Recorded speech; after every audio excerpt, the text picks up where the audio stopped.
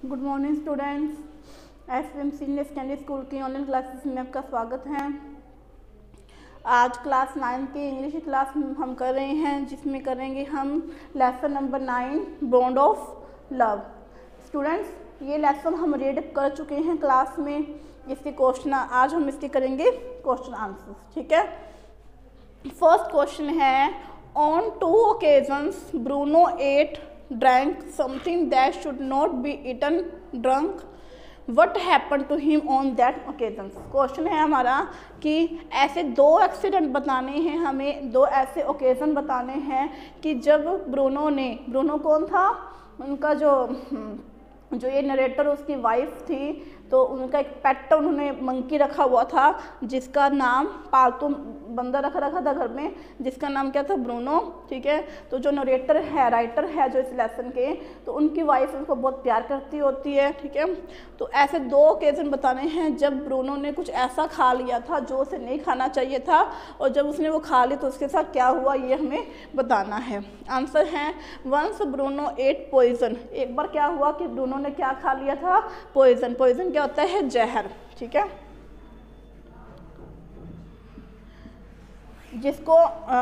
जिसका मेडिकल नाम क्या है, बैरियम कार्बोनेट, ठीक है। बैरियम कार्बोनेट नाम का पॉइजन खाया था उसने इन द लाइब्रेरी, जो कहाँ पड़ा हुआ था, लाइब्रेरी में पड़ा हुआ था, ठीक है। गलती से उसने खा लिया था। ही वॉज पैरालाइज्ड, वो क्या हो गया था, पैरालाइज हो गया था। पैरालाइज क्या होता है, उसके जो शरीर है बिल्कुल रुक गया था, उसमें कोई मूवमेंट नहीं हो रही थी, ना वो चल पा रहा था ना वो हिल डुल पा रहा था, बिल्कुल एक जगह पे स्थिर हो गया था। Then carry to the vet, vet क्या है, डॉक्टर, ठीक है। तब उसे कहाँ लेके जाया गया, डॉक्टर के पास, चिकित्सक के पास। वेट होता है जो एनिमल्स की ट्रीटमेंट करता है ना, जैसे अपने मनुष्य के लिए का इलाज करने के लिए डॉक्टर होते हैं, वैसे एनिमल्स का इलाज करने के लिए भी डॉक्टर होते हैं, तो उनके पास ले जाया गया।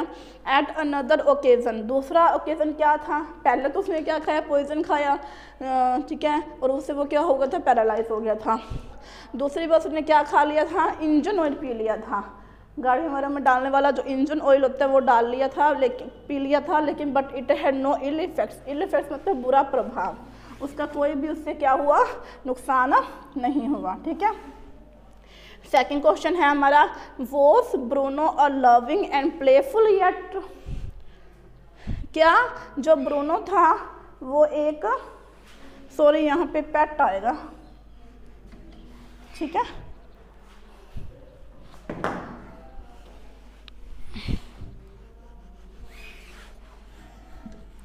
पेट आएगा यहाँ पे। वो ब्रूनो, क्या ब्रूनो एक लविंग ए प्लेफुल पेट था।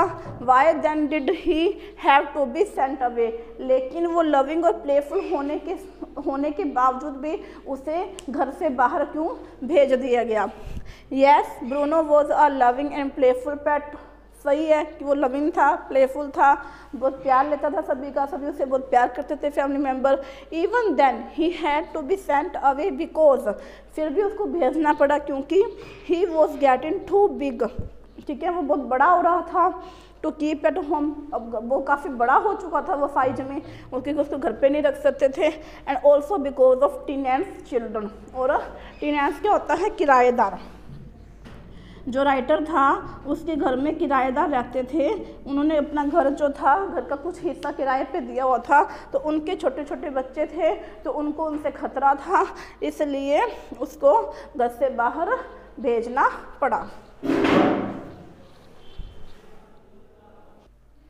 अब करते हैं इसका तीसरा क्वेश्चन है, how was the problem of what to do with Bruno finally solved. ये जो प्रॉब्लम थी कि ब्रूनो के साथ क्या किया जाए, क्योंकि ब्रूनो बहुत बड़ा हो गया था, उसको घर पे नहीं रखा जा सकता था, बहुत ज़्यादा वो शरारतें करने लग गया था, घर वालों मतलब कि नुकसान पहुंचाने लग गया था। तो फिर क्या हुआ कि the narrator his son and friends advise the narrator's wife। जो नरेटर था, नरेटर कौन, लेखक, और उसका बेटा और उसके जो दोस्त थे, उन्होंने एडवाइस किया, सलाह दी नरेटर की वाइफ को कि फॉर सम वीक्स, कुछ सप्ताह के लिए, दैट ब्रूनो वॉज गोटिंग कुछ फॉर सम वीक्स, कुछ सप्ताह के लिए, कि ब्रूनो जो है getting too big to keep him at home, कि ब्रूनो काफ़ी बड़ा हो चुका है इसलिए हम उसको घर में नहीं रख सकते। She at last consented, consented मतलब सहमत होगी, और अंत में वो क्या होगी, काफ़ी समझाने के बाद सहमत हो गई। और the permission of the curator, curator of zoo, curator होता है जो देखभाल करने वाला होता है ना, वो देखभाल करने वाला, वॉज रिसीव्ड, तो उसको परमिशन, उन्होंने जो जू का कुरेटर था उसने उनकी परमिशन स्वीकार कर ली। And Bruno was hastily, hastily मतलब जल्दी, जल्दी जल्दी ब्रूनो को क्या किया, sent before she could change her mind, कि वो अपना जो नरेटर की वाइफ अपना माइंड चेंज करे उससे पहले ही उसको वहाँ भेज दिया गया। ठीक है। फोर्थ क्वेश्चन है justify the title of the story bond of love. हमने ये जो स्टोरी का टाइटल है वो सही है या नहीं, तो उसका ये बताना है। तो title of the story is appropriate and suggestive. Appropriate मतलब उचित है, एप्रोप्रिएट उचित है, एंड सजेस्टिव का मतलब ये मतलब सही है ये। The author says he loved his wife and, हमें क्या इसमें क्या बताना है, हमें टाइटल नाम क्या है लेसन का, बॉन्ड ऑफ लव, यानी कि प्यार का रिश्ता। तो उसको ये बता रहे हैं कि जो नरेटर था वो अपनी वाइफ से प्यार करता था, and she loved him too, वो भी उनसे बहुत प्यार करती थी। When Bruno was in zoo, when Bruno was given to the zoo, अब वो ब्रूनो को लेके आए, ब्रूनो से भी काफ़ी उनका लगाव था। जब उसको जू भेज दिया गया, ऑथर्स वाइफ वॉज इनकंसोलेबल, वो क्या रहती थी, इनकंसोलेबल अशांत, अशांत रहती थी, बिल्कुल उदास रहती थी। शी वेप्ट एंड फ्रैटेड, वो बहुत ज़्यादा रोती थी और गुस्सा करती थी। फ्रैटेड मतलब गुस्सा करना, तो कुछ खाती पीती नहीं थी, सारा दिन रोती रहती थी क्योंकि ब्रूनो चला गया था और ब्रूनो को वो बहुत प्यार करती थी। इन जो बाबा लुड थिन एंड सैड, और जो ब्रूनो था वो भी नरेटर की फैमिली से बहुत अटैच हो गया था, बहुत प्यार करता था उनको। तो वो जो बाबा भी जब जू में, उसको ब्रूनो को ही बाबा बोलते थे, उनका नाम रखा था उन्होंने बाबा। तो जब बाबा वहाँ जू में चले गए तो वो भी कुछ खाते पीते नहीं थे, इसलिए वो काफ़ी पतले, थिन एंड सैड, बहुत ज़्यादा पतला हो गया था, दुखी हो गया था।